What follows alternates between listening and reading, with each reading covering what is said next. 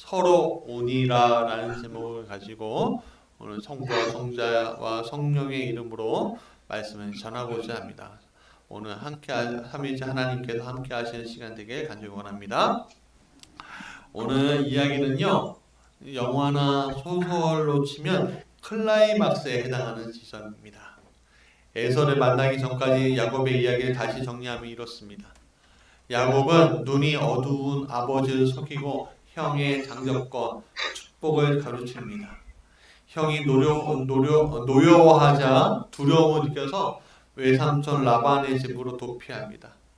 20년 정도의 나그네 생활을 하면서 죽도록 고생을 해서 재산을 꽤 모으는, 그리고 또 가정도 일구는 데 성공합니다.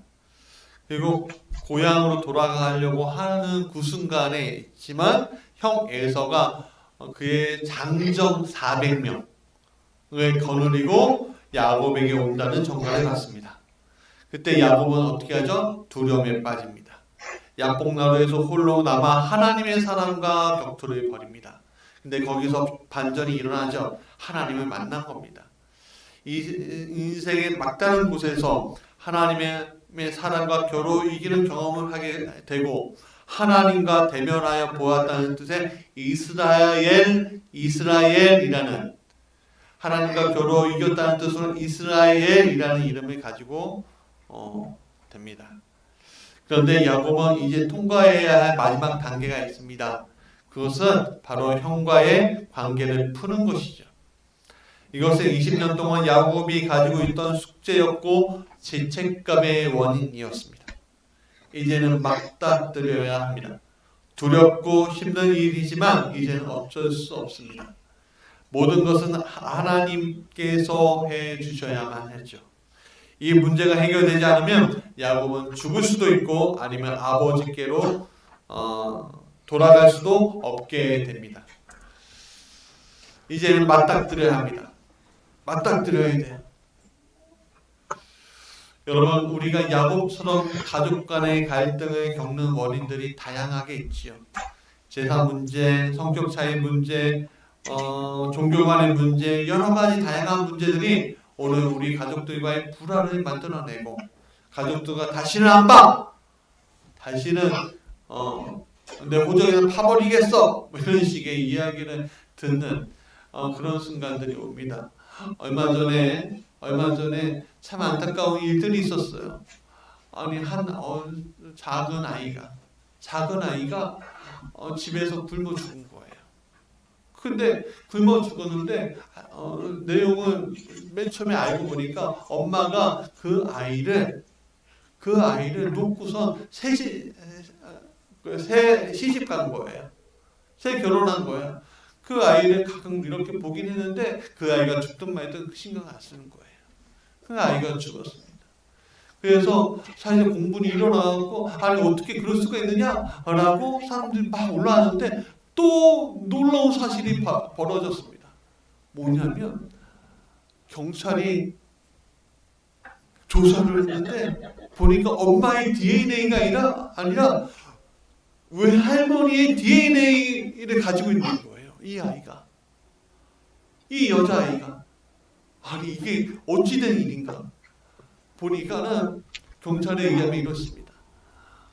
같은 시기에 임신을 했는데 이 외할머니가 그 어머니가 자식을 낳는 게 부끄러웠고 자기 딸이 낳는 아이하고 뒤바꾼 거예요. 그 뒤바꾼 아이는 또 어딘지 몰라요. 아니 얼마나 이게 말이나 되는 일입니까? 진짜 이게 무슨 미스터리 뭐 이런 거에 일어나는, 그러니까 사람이라는 존재가 이렇게 무시무시하구나라는 것을 잘 보여주는 사건이 드러났습니다. 이런처럼 사람들과의 관계가 이렇게 불화가 되고 아파하고 상처가 되고 정말 많은 것들이 다시는 안 보겠다라고 하는 일들이 일어납니다. 사람과의 관계를 푸는 것은 결코 쉬운 것이 아닙니다. 특히 가족관계는 더 그래요. 우리 주변을 보면 가족끼리 서로 원수죠. 살아가는 인생이 얼마나 많은지요. 가족끼리, 형제끼리, 남매끼리, 자매끼리 서로 재산 때문에 싸우고요. 성격차 때문에 싸우고요. 종교관 때문에 싸우고요. 여러분, 예수 믿는다고 해고 다른 종교관을 가지고 있는 사람들은 배척하지 마십시오. 예전에는 그 예수 믿는 티네이 된다고 배척하라고 했지만 여러분 이제는 그러지 말아야 됩니다. 배척하는 게 아니라 품을 줄 알아야 합니다. 품는 게 승리하는 거예요. 품는 게. 예. 배척하는 그 순간에 망하는 거예요. 서로가. 예수님은 배척하지 않으셨습니다. 예수님은 품는 분이었습니다. 예수님은 사마리아의 우물가의 여인도 품으셨습니다. 막달라 마리아도 품으셨습니다. 많은 사람들이 오는 것을 두려워하지 않으셨습니다. 오늘 우리도 품어야 할 줄 믿습니다. 그런데 불화가 생긴 다음에는 이게 푸는 게 참 어렵습니다. 가족끼리 원수가 되니까 이게 어렵습니다. 돈이라는 매개체가 있으면 더더욱 어렵게 되는 것을 보게 됩니다. 그래서 이웃만도 못하네. 그런 이야기를 우리가 많이 듣지요. 참 이상하게 모든 가족과 화평하고 싶지만 모든 가족과 화평할 수 없는 것이 오늘 우리의 삶의 모습이고 현재인 것입니다. 이게 참 슬프고 안타까운 일인 것 같습니다. 제게 4명의 자녀가 있잖아요. 4명의 자녀가 자라면은 각각 또 배우자가 없겠죠. 그럼 8명 되잖아요. 그 8명이 되고 또 그 자녀들이 또 아이를 낳으면 또 이렇게 되게 많아지겠죠. 예? 2명씩만 낳아도 몇 명이 16명이잖아요. 예. 저 한 30년만 지나면 16명 생길 수도 있습니다. 근데 여러분 그 아이들이 조금이라도 불화가 생겨보십시오. 다시는 안 봐. 부모님 못 모셔! 그러면서 불화가 생겨보십시오. 가지 많은 나무에 바람 잘 날 없다고 하는 게 우리 집이면 얼마나 힘들까요? 마음이 아플까요? 그래서 제가 기도하고 있습니다. 하나님 우리 큰아이 잘 되게 해주십시오. 우리 큰아이가 마음이 넉넉해야지 동생들을 품을 줄 믿습니다. 우리 아이들, 작은 아이들 욕심 부리지 않는 인생 되게 해달라고. 그리고 형을 또 누나를 이해하는 인생 되게 해달라고. 그렇게 기도하고 있습니다. 그렇게 기도해요. 하나님이 아니면 저는 도저히 힘이 없습니다. 우리 아이들이 싸울 것 같으면 제가 돈이 없는 게 나아요. 그렇지 않습니까? 돈 때문에 싸울 것 같으면 돈이 없는 게 낫죠. 싸우면 해결되지 않습니다. 어렵습니다. 참 이게 어려운데 그렇다면 오늘 우리는 우리의 이런 삶의 문제, 또 내 안에 있는 죄책감의 문제, 이게 아닌데 하면서 싸우잖아요, 우리가? 그러면 죄책감이 생기잖아요. 야곱도 이게 아닌데 하면서 장자권을 훔친 겁니다. 이게 아닌데 하면서. 근데 생긴 다음에 원인이 내가 되면 그놈의 자존심 때문에 안 되고, 원인이 저 사람이어도 그놈의 자존심 때문에 안 되는. 근데 내가 참 이 죄책감에서 완전히 해결되기 위해서 어떻게 해야 할 것인가? 이 문제를 해결하기 위해서 우리가 어떻게 해야 할 것인가? 야곱의 이야기는 이러한 삶의 문제를 해결해 나가는 과정들을 잘 보여주고 있습니다. 첫 번째, 같이 읽어볼까요? 시작. 야곱이 용기를 내다. 야곱이 용기를 냈습니다. 야곱의 출발은 북쪽으로 서쪽으로 동쪽으로 갈 수 있었습니다만 그의 목적지는 그의 출발에서 목적지는 남쪽이었습니다. 아버지의 집이 있는 남쪽이었어요. 그는 결단했습니다. 그래서 실행했습니다. 그는 자신의 어린 시절을 보낸 아버지의 집으로 가는 선택을 했습니다. 회귀 본능이라고 하죠. 연어가 새끼 때 어떻게 치어 때 막 냇물가에 살다가 어떻게 막 강을 따라서 어떻게 바닷가로 가지 않습니까? 바다에 가고 막 돌다가 알을 낳을 때쯤 어디로 와요? 고향으로 오죠. 고향으로 와요. 저도 참 이상한 게 인천 사람이라서 그런지 몰라도 참 이상한 게 인천 오고 싶지 않은데 충주 한번 갔다가 서울 한번 갔다가 인천 오고, 충주 한번 갔다가 인천 오고, 부산 한번 갔다가 인천 오고, 김포 한번 갔다가 또 인천 갈까요? 사람의 마음이 참 이상해요. 고향을 그리워하는 마음들이 있습니다. 그러나 부딪히는 것이 있죠. 왜? 뭐예요? 형에 대한 죄책감. 형 에서에 대한 죄책감이었습니다. 야곱의 20년은요 자기와의 싸움이기도 했습니다만 아버지와 형에 대한 미안함과 죄책감이 가득한 세월이었다는 거예요. 그는 어떻게든 집에 가고 싶었지만 그대로는 가지 못하겠다는 거예요. 내가 어떻게든 성공할 거야 하고서는 뛰쳐나온 집이었어요. 우리 옛날에 많이 그랬죠? 많이 정말 가난하고 못 살 때. 요즘 우리 아이들이 집이 너무 좋대요. 집이 너무 행복하대요. 뭐가 그렇게 좋은지 모르겠어요. 좀 좀 바깥 나가고 운동도 하고 자전거 좀 타고 그래. 아니 집이 좋대요. 근데 옛날에는 찢어지게 가난하고 그거 뭐라고 해요? 똥구멍이 찢어지게 가난하다고. 왜 똥구멍이 찢어진지 아세요? 풀잎대기 먹으니까 고기도 먹고 좀 기름진 것도 먹어야지. 기름이 싸고 하는데 이 사람인가 소인가? 맨날 풀잎대기만 먹으니까 이게 똥구멍이 찢어지는 거 아니에요. 그러니까 이 집안 못 살겠다고 내가 어떻게든 성공했고 나가겠다 하고서 도망치는 나온 사람들 얼마나 많아요. 예. 그 맨 처음에 가는 곳이 어디예요? 서울역이잖아요. 서울역 가고 그렇게 등치는 사람이 얼마나 많은지. 예? 가자마자 만난 사람은 사랑을 이렇게 보듬어 주고서 아이고 고생합니다 하고서 등치는 사람들. 예? 얼마나 많은지. 그렇지만 어떻게든 내가 성공하겠다 하고서는 성공하고 나서 명절 때 어떻게 해요? 옛날에 지금은 덜 하잖아요. 지금은 KTX도 있고 비행기도 타고 막 그런데 그때는 뭐예요?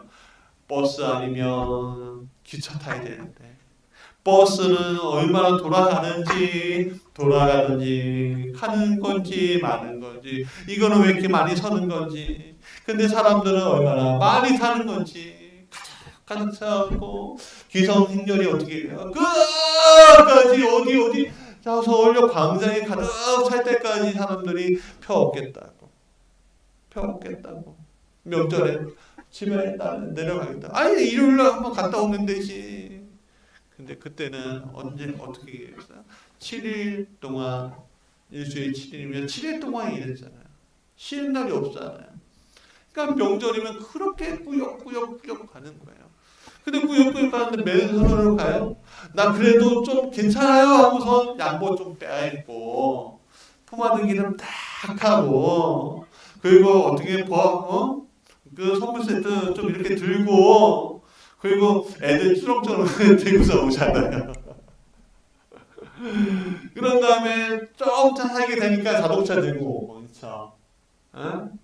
지금이야 이제 주 5일제가 되고 그랬지만 그래요.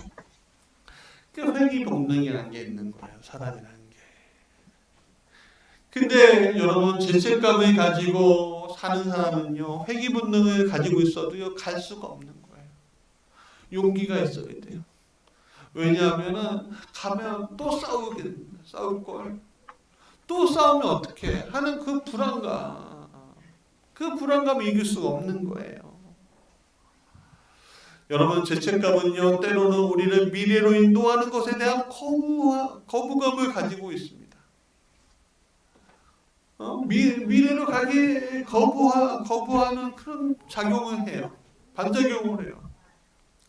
우리가 목적을 이끄는 삶 3일차에서 우리가 얘기했는데 과거의 죄의식에 끌려다니는 삶은 후회에서 벗어나고 수치심을 감추기 위해 결국 삶 전체를 허비하게 만든다는 거예요. 그 죄책감에서 벗어나기 위해서 내가 나의 삶을 전체를 그냥 허비하게 만드는 거예요. 사랑하는 부모님도 못 보고 그 죄책감 때문에 못 보고 가야 된다면서 부모님 다 돌아가신 다음에 그 무덤에서 눈물 흘리면서 죄송해요 하면 뭐예요? 여러분 죄의식, 죄책감을 가지고 살아가는 사람들은 무의식적으로 과거와 미래를 지배하게 만듭니다. 그러면 어떻게 되는지 아세요? 자신이 지금 이룬 성공도 오히려 파괴해버려요. 나의 죄책감은요 지금 이룬 성공을 파괴해버려요. 여러분 지금 열심히 했고 죄책감을 가지고서 열심히 살아보십시오. 나중에는요 그 죄책감으로 인해서 사람들이요 이상한 길로 가는 거예요. 마약하고요, 또 뭐 도박하고요, 술로 달래고요, 담배로 달래고요. 자기 몸은 망치더라 이거죠. 오늘 우리는 과거의 산물인 것은 맞습니다만 그렇다고 과거에 갇힐 필요가 있어요? 없어요? 없지요. 하나님의 목적은 과거의 시간으로 제한받지 않습니다. 과거는 과거일 뿐.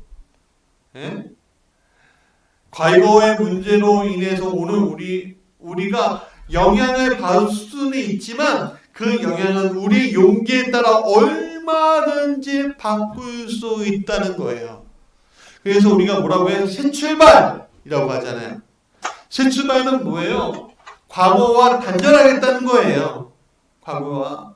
여러분 성경에 보니까 삭개오가 있어요. 삭개오는 어디에서 예수님을 만났어요? 뽕나무에서 예수님을 만났어요. 뽕나무에서 예수님 만났는데 예수님이 오늘 너희 집에 유하겠다라고 하니까 어떤 일이 일어나요? 그가 예수님을 초대하는 그 순간 과거와 딱 단절해버리잖아요. 내가 토색한 거였으면 내가 사람들에게 지금 내가 재산을 다 주어도 내가 상관없습니다. 그렇게 말하잖아요. 그러니까 예수님이 야 얘도 아브라함의 자손이다. 그렇게 얘기하잖아요. 여러분 용기가 생기면요 얼마든지 바꿀 수가 있는 거예요. 그래서 시편 32편 1절에 허물의 사함을 받고 자신의 죄가 가려진 자는 뭐가 있다? 복이 있대요. 복이 있대요. 여러분 우리 큰아이도 둘째 아이도 중학생이에요. 몇 년 있으면 고등학생이 되고요. 또 몇 년 있으면 대학에 가요. 근데 여러분 놀라운 사실이 있어요. 중학교 때까지 공부를 못해도요. 고등학교 때 공부 잘하면 대학을 가더라고요. 무슨 말인지 아시겠죠? 네. 중학교 때 못하더라도요. 아무 상관이 없어요. 고등학교 때 잘하면 돼요. 고등학교 1학년, 2학년 때 못하더라도요. 고등학교 3학년 잘하면 대학에 갈 수가 있어요. 그런 사람도 많잖아요. 오늘 우리의 인생도 마찬가지입니다. 첫사랑이 실패도요. 두 번째 사랑에 성공하면 돼요. 첫 번째, 두 번째 사랑이 실패도요. 세 번째 사랑에 성공하면 돼요. 그 대신 조건이 있죠. 첫사랑 잊어야 돼요. 간직하고 있어야 돼요. 잊어야죠. 두 번째 사랑 간직하고 있어야 돼요. 버려야 돼요. 버려야 되죠. 간직하고 있다가 세 번째 사랑이는 여보 당신 사랑해. 근데 두 번째 사람도 내 사랑이야 하고 있으면은 부인이 뭐라고 할 거야? 야 이 미친놈아 그러지. 야 이 미친놈아 그러죠. 그렇지 않겠어요? 그렇죠. 그래서 첫 번째 사랑은 내 끝사랑이고, 두 번째 사랑도 내 끝사랑이고, 세 번째 사랑도 내 첫사랑이면서 끝사랑인 거예요. 아멘. 그럼 예수님을 사랑하면은 어떻게 해요? 우리의 첫사랑이고 우리의 끝사랑이 돼야 하는 거죠. 다른 거, 돈을 사랑했던 거 잊어버리게 되고요. 자기 자녀를 사랑했던 거 잊어버리게 되고요. 내 배우자를 의지했던 거 잊어버리게 되고, 내가 가지고 있었던 거 잊어버리게 되고, 하나님만 바라보게 되는 거예요. 하나님은 오늘 우리에게 용기를 내라고 하십니다. 너의 예전의 죄값은 이미 내가 다 갚았다고 말씀하고 있는 것입니다. 물론 두려움이 몰려올 수 있죠. 두려움. 왜? 과거가 완전히 사라지는 게 아니에요. 에서가 야곱을 향해서 몇백 명을 데리고 와요? 400명을 데리고 오잖아요. 여러분 400명 데려오니까 야곱이 두려움에 빠져요? 안 빠져요? 저라도 빠지겠어요. 그래서 그는 그 두려움을 이기고자 약봉나루에서 어떻게 밤새서 나를 축복해주지 않으면 내가 도저히 당신을 보낼 수 없습니다 하니까 어떻게 해요? 이 환도표를 딱 치고 넓적다리 안쪽을 딱 치고, 그래도 안 놓으니까 야 너는 이스라엘이 아니지. 응답받잖아요. 그러는데 여러분 많은 사람들이 응답을 얻어도 약봉나루 건너지 못하는 사람들이 얼마나 많은지 몰라요. 약봉나루 건너지 않으면 응답을 받아요? 못 받아요? 못 받는 거예요. 여러분 약봉나루 건너야 하나님의 응답이 생기는 거예요. 근데 무서우니까 약봉나루 못 건너는 거예요. 여러분 여호수아가 요단강 앞에 딱 있을 때 요단강을 건너야지 가나안 땅을 얻는 거죠. 요단강 건너지 않으면 어떻게 돼요? 그럼요. 약속의 땅 못 얻는 거죠. 여호수아는 요단을 건너기 위해서 온 백성이 보는 앞에서 맨 처음에 하나님 먼저 가십시오 하고 제사장들이 언약궤를 메고 이렇게 물 앞에 딱 가니까 어때 일어나요? 요단이 홍해처럼 다 갈라지는 거예요. 성경에 보니까 뭐라고 해요? 마른 땅이래, 마른 땅. 자, 보세요. 여호수아 3장 15절부터 17절 읽어드릴게요. 그 죄를 맨 사람들이 요단강까지 왔을 때에는 마치 추수기간이어서 제방까지 물이 가득 차올랐다. 이게 무슨 말이에요? 추수 때가 아니면 물이 낮을 때도 있다는 거예요. 근데 마치 왔을 때가 물이 가득 찰 때였다는 거예요. 그런데 그 괴를 맨 제사장들이 발이 요단 물가에 닿았을 때 위에서부터 흐르던 물이 멈췄다. 물이 멈췄대요. 아니 이게 말이 돼요? 위에서부터 흐르는 물이 어떻게 멈춰요? 근데 멈췄대요. 그리고 멀리 사르단 근처에 아담 성읍에 뚝이 생겨 아라바 바다 곧 사이로 흘러가는 물줄기가 완전히 끊겼다. 그래서 백성들은 여리고 맞은쪽으로 건너갈 수 있었다. 온 이스라엘 백성들이 중요한 얘기가 있어요. 마른 땅을 밟고 건너서. 여러분 알죠? 우리 물가가 물가가 어떻게 해요? 젖어 있어요? 아니면 축축해요? 어때요? 젖어 있고 축축하단 말이에요. 그런데 마른 땅이 돼요. 마른 땅. 예? 근데 여러분, 마른 땅이라는 말은요, 홍해를 건널 때도 나와요. 그 마른 땅을 밟고 건너서 온 백성이 모두 요단강을 건널 때까지 주님의 언약궤를 맨 제사장들은 요단강 가운데 마른 땅 위에 든든하게 서 있었다라고 성경은 얘기하고 있습니다. 여러분, 강을 건너기 위해서 한 발을 떼니까 무슨 역사가 일어나요? 하나님의 역사가 일어나더라라는 거예요. 많은 사람들이 이렇게 얘기합니다. 나는 하나님의 역사를 경험할 수 없습니다. 그러나 저는요, 이렇게 권고할 수 있습니다. 뭐라고 하냐면, 안전하다고 생각하는 그 자리에서 일어나세요. 그리고 하나님의 말씀에 따라, 여러분 스스로가 아니라 하나님의 말씀에 따라 한 발짝 떼십시오. 그때 하나님의 역사가 일어날 거예요. 여러분의 자리가 안전하다고 생각하십니까? 여러분, 우리의 자리는 안전하지 않아요. 여러분, 그 자리에 계속 죽을 때까지 앉아보세요. 힘드시죠? 안전하지 않아요. 우리는 떼고 일어나야 할 때가 있단 말이에요. 근데 하나님의 명령에 따라 떼고 일어날 때 어떤 일이 일어나요? 하나님의 역사가 일어나는 거예요. 여러분 스스로 엉덩이 떼려고 하지 마십시오. 하나님은 정한 때가 있는 거예요. 여러분 설교 때 막 갑자기 일어나고 막 그러면은 뭐라고 해요? 좀 진정시키라고 하지? 네? 그렇지 않습니까? 때가 있는 거예요. 성경 읽을 때 일어나십시오. 하잖아요. 우리 교회는. 우리 축도할 때 일어나십시오 그러잖아요. 사상 부를 때. 그런 정한 때가 있는 거예요. 정한 때에 내가 그냥 앉아있겠다 그러면은 돼요, 안 돼요? 안 돼요. 아프지도 않은데 앉아있으면 되겠어요?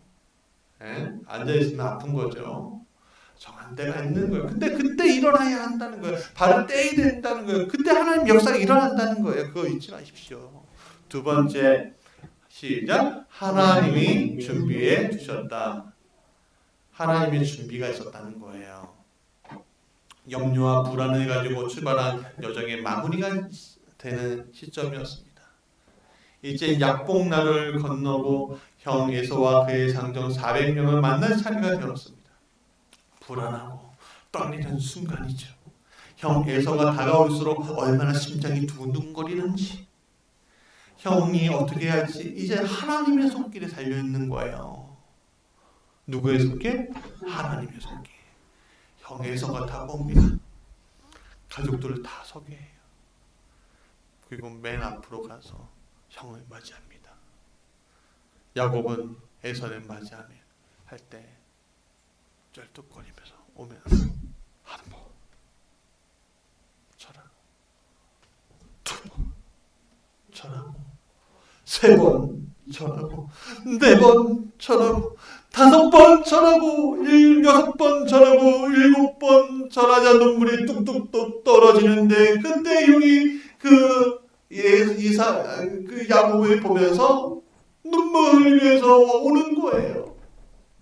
야곱아 하고서 우는데 서로 껴안고 뽀뽀하고 입 맞추고 우는데 그 모든 것이 다 끝난 거예요. 두려움도 끝나고 죄책감도 끝나고 원망도 끝나고 원한도 끝나는 시간, 모든 것이 녹아져 버리는 시간을 맞이하는 거죠. 두려움이 회한, 지금 뉘우치고 한탄함으로 바뀌게 됩니다. 많은 말은 필요해요.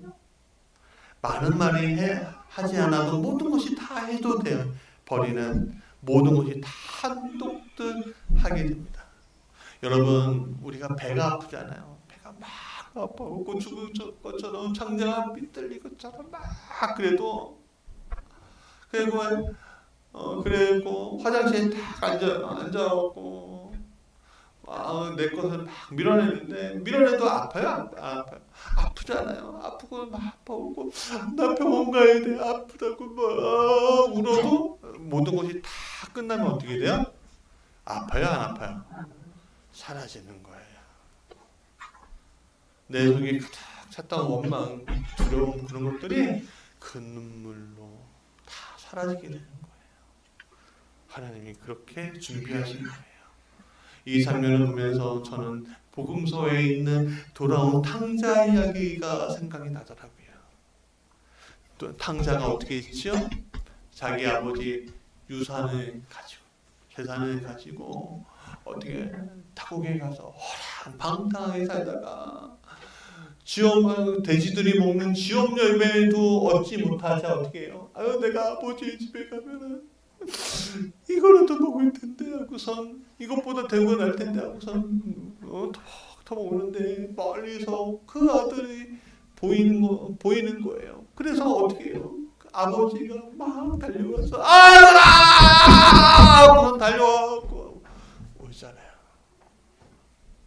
그러니까 뭐래요? 아버지 그러지 마세요. 제가 감당하지 못해요. 아버지 아들이가 감당하지 못합니다. 내가 하늘과 아버지께 죄를 지었는데 내가 감당하지 못합니다가 이제 종입니다.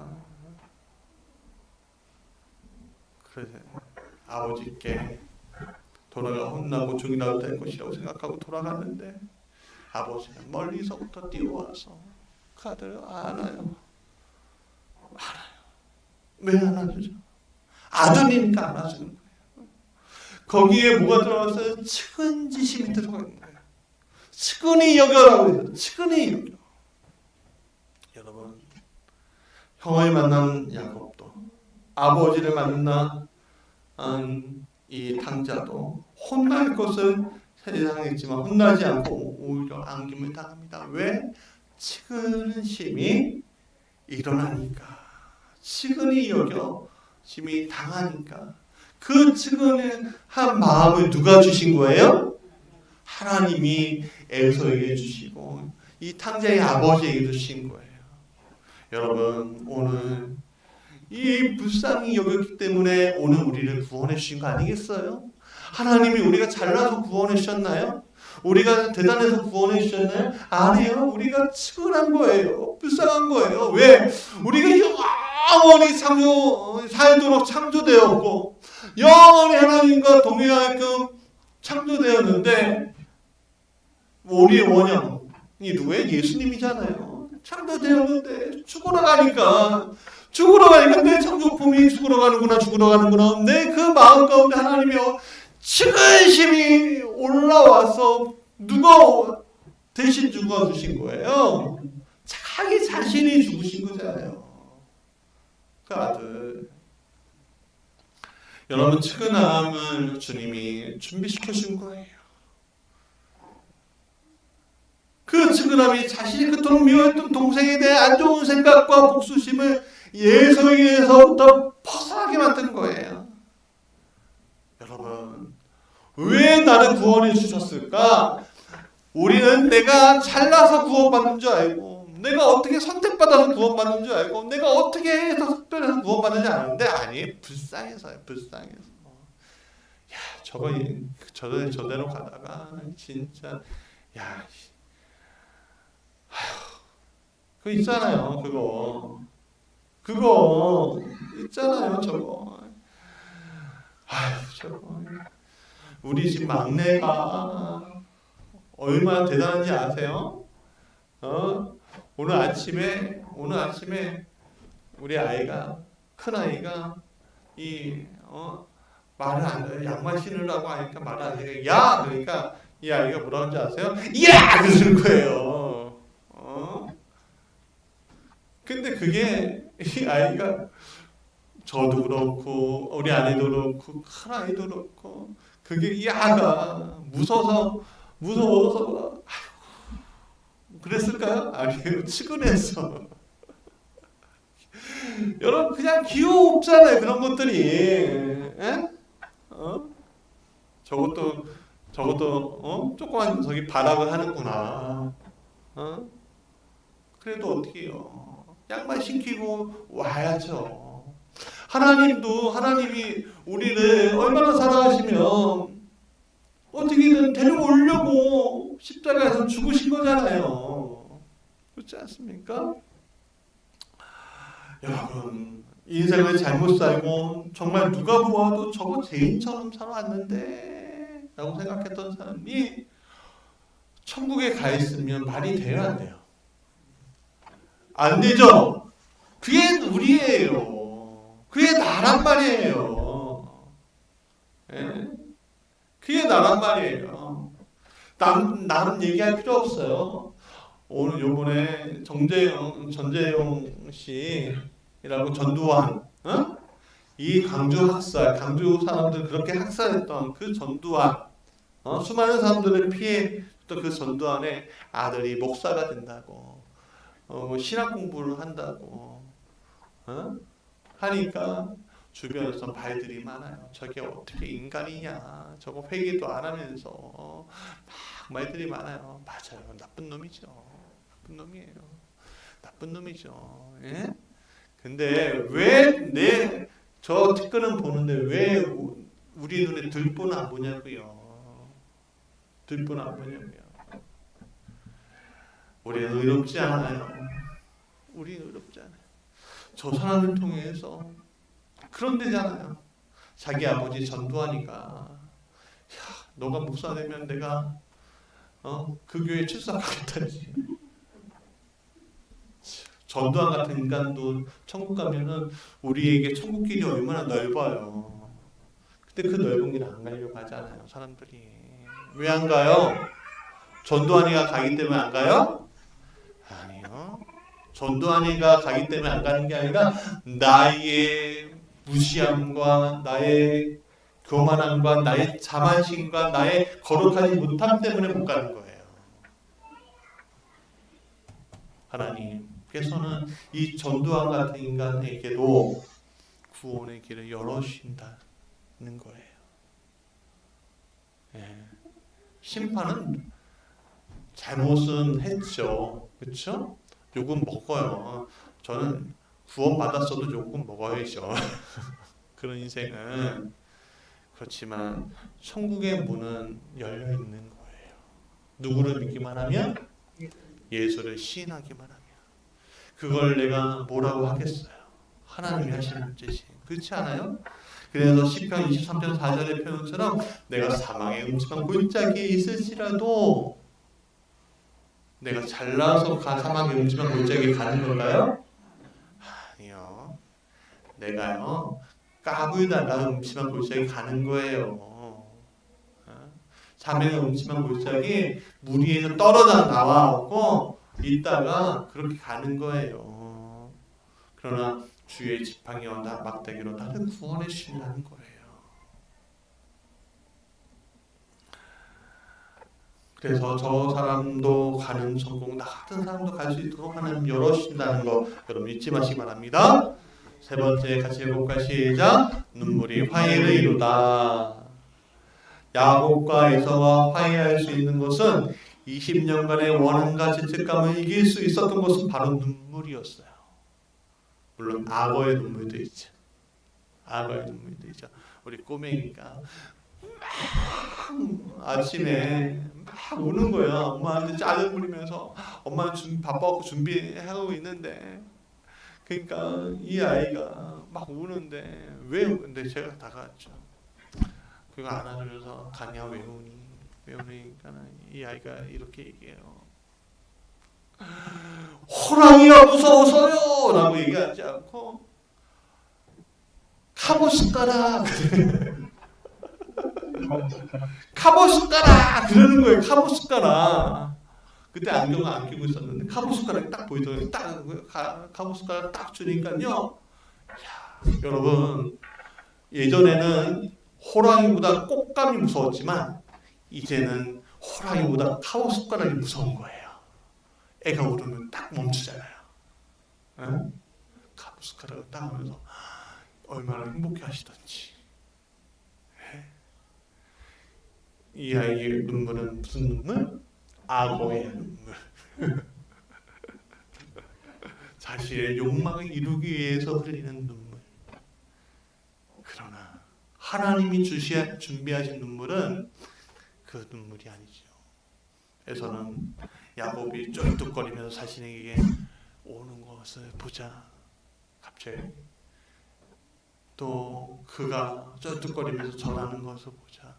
갑자기 마음에 매이면서 20년 동안 20년 전에 자신이 사랑했던 그 아우가 떠오르면서 자신과 뒹굴었던 그 아우가 떠오르면서 눈물이 흐르면서 미안했던 마음속에 깊은 눈물이 나오는 거예요. 야곱도 마찬가지죠. 형한테 미안한 눈물. 그렇게 두 형제는 화해합니다. 하나님은 사람들에게 눈물을 주셨어요. 눈물은 사람의 마음을 정확하게 나타내게 하는 하나님이 주신 가장 귀한 보물이에요. 예수님도 요한복음 11장 35절에 보니까 눈물을 흘리셨다라고 했어요.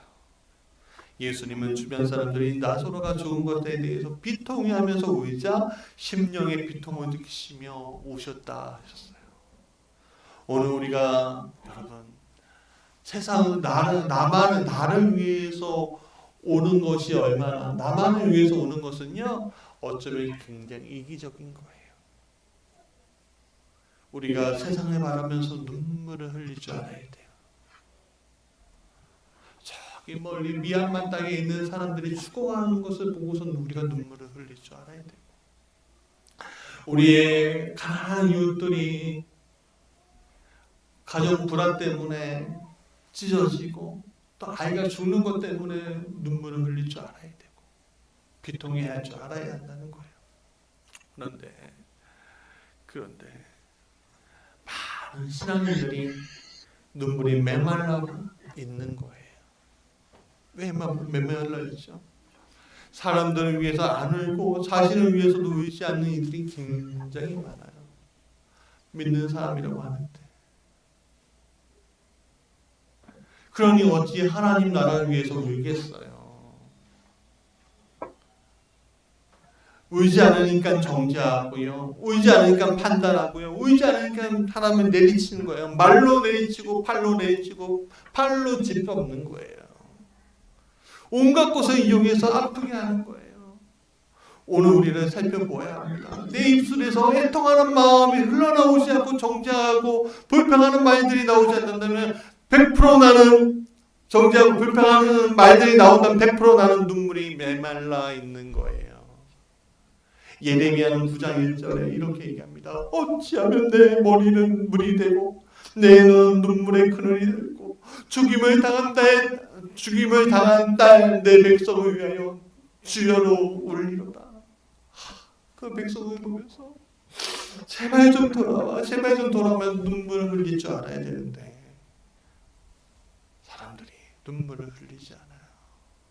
아까 전에 얘기했던 정재웅 씨 같은 사람도 그분이 예수님께 돌아왔다는 것에 대해서 기뻐해야 하는데 기뻐하지 않아요. 전도환 씨 같은 그 악나는 사람이 천국의 문이 열렸다는 것에 대해서 우리가 기뻐하고 같이 울어줘야 하는데 그 사람들 고통받는 사람을 위해서 같이 울어줘야 하는 눈물이 나오지 않아요. 그렇죠. 맞아요. 눈물이 나오지 않을 수도 있어요. 그러나 여러분 사도 바울은 자신을 죄인 중의 괴수입니다 라고 표현합니다. 디모데후서 1장 15절에 나오는 이야기예요. 16절에 그 죄인 중에 괴수가인 자신이 부르심을 받은 이유에 대해서 이야기하는데 같이 읽어볼까? 시작. 그러나 내가 긍휼을 입은 까닭은 예수 그리스도께서 내게 먼저 일체 오래 참으심을 보이사 후에 주를 믿어 영생 없는 자에게 본을 되게 하려 하심이라. 여러분 그렇습니다. 예수님이 오래 참으심 때문에 우리가 이 자리에 서 있게 있는 거죠. 그리고 영생 없는 자에게 본이 되기 위해서 오늘 우리가 이 자리에 있는 거예요. 죄인 중에 괴수가 하나님을 믿어 회개하고 무릎 꿇고 회 안에 눈물을 흘릴 때 하나님은 그들을 써 주신다는 거예요. 시편 126편 5절부터 5절부터 6절에 눈물을 흘리며 씨를 뿌리는 자는 기쁨으로 단을 거두리로다. 울며 씨를 뿌리러 나가는 자는 반드시 기쁨으로 그 곡식단을 가지고 돌아오리라. 여러분 우십시오. 울어야 해요. 눈물이 말랐나요? 하나님 눈물을 달라고 기도해야 할 줄 믿습니다. 많은 사람들이 상처 속에서 울음과 상처를 가지고 살아가요. 그 상처를 치료하는 것은 눈물밖에 없는 거예요. 근데 그 눈물을 가지고서 그 눈물을 주시는 건 누구예요? 성령님이신 거예요. 하나님이신 거예요. 도저히 눈물이 안 나온다고 고민하는 분들이 분명히 있더라고요. 그럴 때 성령님께 구해야 합니다. 주님, 제가 눈물이 나오지 않아요. 하나님 나라가 느껴지지 않아요. 하나님의 마음이 느껴지지 않아요. 저를 애통하는 마음으로 바꿔주세요. 애통하는 마음으로. 그래서 팔복중에 애통하는 자가 복이 되잖아요. 애통하는 자가. 자, 말씀의 결론입니다. 에서와 야곱의 화해는 결국에는 나와 하나님과의 화해를 말하고, 하나님과 화해한 나는 또한 다른 사람들과의 화해를 바라고 있는 거예요. 그 화해를 위해 우리는 용기를 내어서 약복날을 먼저 건너야 되겠죠. 용기를 가져야죠. 첫 발을 내딜 때 하나님이 준비하고 계신 것들 우리가 느낄 수가 있어요. 하나님은 뭘 준비하셨죠? 눈물을 준비해 놓으셨어요. 문제 해결책을 놓으셨다는 거예요. 문제가 다가올 때 여러분 우리가 하나님을 굳게 의지하는 것을 잃어버리지 않는다면 하나님은 오늘 우리의 마음을 터치하십니다. 그리고 내 마음속에 국률한 마음을 심어주시고 그 문제를 해결해 주신다는 거예요. 오늘 우리의 마음을 어렵게 하는 이들에 대해서 울고 싶어도 울지 못하는 이들이 우리 속에 존재하는 것을 보게 됩니다. 사랑하는 여러분, 울지 않을 때 오늘 내가 어떤 문제에 빠져 있는지를 알게 됩니다. 그럴 때 여러분 하나님 앞에 가십시오. 내가 울고 싶은데 울지 않을 때 하나님 앞에 가십시오. 하나님 울게 하실 겁니다. 하나님 울게 하실 겁니다. 울어야 합니다. 울 때, 애통해야 할 때 문제가 해결되고 하나님의 역사가 내 개인의 문제도 해결되면서 하나님 역사로 저 사람과의 관계도 회복되면서 하나님의 역사로 오늘 주변의 모든 것들이 해결되는 것입니다. 우리 찬양하죠.